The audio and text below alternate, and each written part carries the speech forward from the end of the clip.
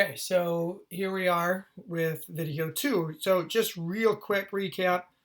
We did the trig review. We did 30, 60, 90, 45, 45, 90 triangles in radians. We looked at those side lengths. We looked at the 6 basic trig functions, sine, cosine, and tangent, and then their reciprocal functions, cosecant, secant, and cotangent. We looked at the sides, if theta were the angle where the opposite side, adjacent side, and the hypotenuse would be. And obviously, if we pick a different angle, just for the sake of showing you, if I use this angle up here, we'll call it phi, then this would be the opposite side. And this would be the adjacent side. Okay, so that's what would happen with those. We got the reference angles, 30, 60, 90, 45, 45, 90. We got the reference angles, pi over 6, pi over 4, pi over 3, and pi over 2, and those are the only radian measures we're going to have. Remember, we talked about what the reference angle was, where it's just whatever that is divided by 4, divided by 6, divided by 2, divided by 3, whatever that is, and it's just that number of reference angles. So when I asked you to find the exact value of the sine of 11 pi over 6, what I would get is I would get negative 1/2. Because if I drew 11 pi over 6, that's where it would end up. I could do another one. Let me just say, what if I wanted to find the cosine of 5 pi over 4? Again, right away, we should know that the reference angle is pi over 4, which is 45 degrees. So we should know, oh, well, if we draw that type of triangle, but we draw it in the correct quadrant, knowing this is 0 and this is pi, another way of writing pi in this space is 4 pi over 4. So 5 pi over 4 must be just one more pi over 4, one more 45-degree angle. Should come out like this. So that angle right there would be 5 pi over 4. If we make that triangle, this is negative square root of 2 over 2 because it's going backwards. This is down negative square root of 2 over 2. So we know this reference angle, pi over 4, as our reference angle. We know that the cosine then of 5 pi over 4 would be the adjacent side divided by the hypotenuse, which in this case is always 1, and so we're good. So that's the answer. That's all we would have to do. Now we can transfer this same knowledge into equations. It might be the kind of thing where if I had this example,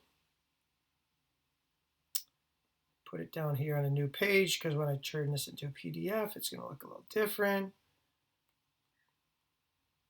So if I said something like solve the equation negative 2 cosine x equals negative root 3 in the interval from 0 to 2 pi. So if I write it this way, this is including 0, this is up to 2 pi, but not including 2 pi. So another way of writing this notation, the way you're going to see it in this assignment, it would be 0 is less than or equal to x is less than 2 pi. So something like that. It's the same notation, just so you know. Just two different ways of writing the same notation. Now, if I'm going to have to solve this, here's what I'm going to do. I got this equation, and I'm going to solve this for the cosine first. That's the first thing I'm going to do is I'm going to say, well, then the cosine x equals negative root 3 divided by negative 2, or the cosine of x is equal to the square root of 3 over 2. right away, when we see that square root of 3, we know that comes from that 30, 60, 90 triangle. We know that the cosine of that angle is where we're looking is we have an adjacent side that is going to be, so if we were to draw this triangle, go back up to, I'm going to scroll right back up just for a quick second here. We go back up to here.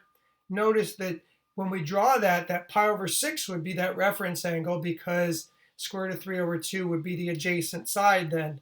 So if we draw that down here in this equation, we're going to draw it so it looks like this. Since it's positive, notice that this is the square root of 3 over 2. This would be 1/2. This would be 1. This angle is pi over 6. It's positive, so we would need to draw it in that quadrant, and we would draw it in this quadrant down here with the same values, where this is 1/2 and this is 1. And notice that this side again is a square root of 3 over 2. So then this angle is our answer right here, which is pi over 6. And so is this angle right here. Well, we got to kind of figure out what that angle is. Remember that if you go, this is 0, but it's also 2 pi. We can write 2 pi in this particular case. We're going to write it as 12 pi over 6. That's the same thing, which would mean this would be 11 pi over 6. Okay? So that might be how you'd find that one. So let's take another one. Let's look at another one that maybe is a little bit different, but the same kind of thing. We'll look at 2 more examples here. If I said solve the trig equation square root of 3 cotangent 2x equals -1. Now this is a trickier one. Boy, this is we've stepped the game up quite a bit. And if we had to solve this within that first 180 degrees, or from 0 to pi, let's look at solving this. One of the first things you got to do is you got to rearrange this. If I rearrange this, it would be the cotangent 2x, and remember that's the angle, is equal to -1 over the square root of 3. Because it's negative, we know that we're dealing with the second quadrant and the fourth quadrant because it's cosine. So when we think, what we want to do is we want to kind of think to ourselves first, when is the cotangent of some angle equal to -1 over root 3, and then I'll show you how to deal with the 2x part. Well, so we know because of that square root of 3, we're dealing, this negative means that we're dealing in quadrant 2 and quadrant 4. The square root of 3 right here means that we're dealing with a 30, 60, 90 triangle. Okay? The cotangent of an angle is equal to the adjacent over the opposite. So if we're dealing with 1 over square root of 3, the reference angle must be pi over 3. Go back to those triangles, draw that triangle out, and you can see how if we have 1 over square root of 3, then we must be dealing with a reference angle of pi over 3. If we're dealing with that in the third quadrant, or second quadrant, that's 2 pi over 3, because this would be pi, or the same thing as 3 pi over 3. And we're dealing with it in the fourth quadrant, which would be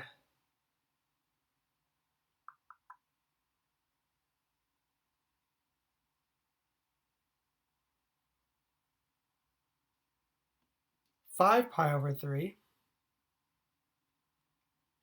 because again, this value here is 2 pi, or 6 pi over 3. So what we end up with is, here's our two angles, this one right here and this one right here. But notice that we are using 2x for both of those. Notice that we are using 2x for both of those. So what we have to do is we have to do a little bit of different solving. We need 2x to equal 2 pi over 3, and we need 2x to equal 5 pi over 3. So divide by 2 or multiply by 1/2, you'll get x is equal to 2 pi over 6. Reduced on that one, x is equal to pi over 3. Or we need, this should be x here, or we need x to equal 5 pi over 6. And so our two answers, both of these are our two answers, and they're both in that first, if you look back and remember, it was solve it for this interval 0 to pi. So pause the video, take a look at that one again, and I got one more example to do for you. All right, the last problem, and then I'm going to let you go, give it a shot in yourself,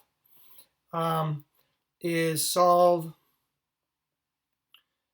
4 sine squared x minus 3 equals 0 on the interval 0 to 2 pi.